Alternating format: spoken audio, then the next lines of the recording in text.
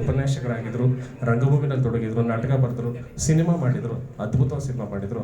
ಆ ಸಿನಿಮಾದಲ್ಲಿ ಕೂಡ ಬೆಳಗಾವಿಯ ಆ ಗಂಡು ಮೆಟ್ಟಿನ ನಾಡಿನ ಮಣ್ಣಿನ ಸೊಗಡನ್ನು ತಂದರು ಕಾಡುಕುದುರೆ ಗೀತೆ. ಅವ್ರು ಎಂಥ ಅದ್ಭುತವಾದ ಗೀತೆ ಮಾಡಿದರು ಅಂತಂದರೆ 90ರ ದಶಕದ ನಂತರದಲ್ಲಿ ಬಹುಶಃ AR ರೆಹಮಾನ್ ಯುಗ ಪ್ರಾರಂಭ ಆಯಿತು.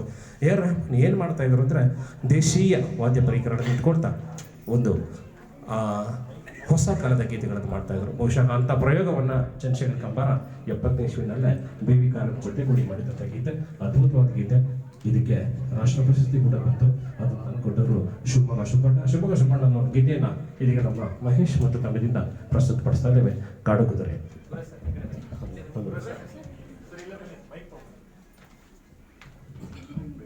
ಹಲೋ ಹಲೋ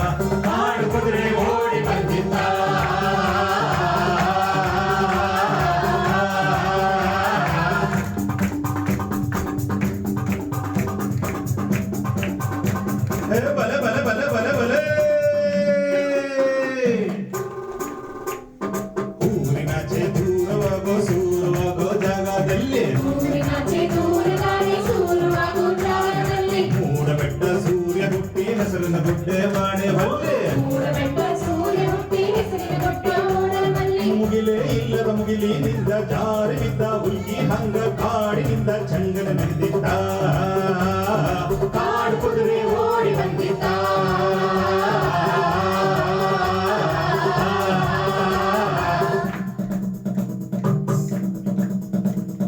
ಹುಲಿ ಬಂದು ಅಯ್ಯ ಬೆಂಕಿ ಮೆರುಗುತ್ತಿತ್ತ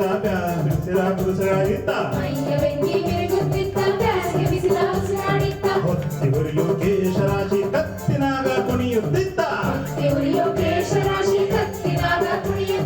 ಧೂಮಕೇತು ಅವು ಹಾರಿತ್ತ ಹೈ ಹೈ ಅಂತ ಹಾರಿ ಬಂದಿತ್ತ. ಕಾಡು ಕುದುರೆ ಓಡಿ ಬಂದಿತ್ತ.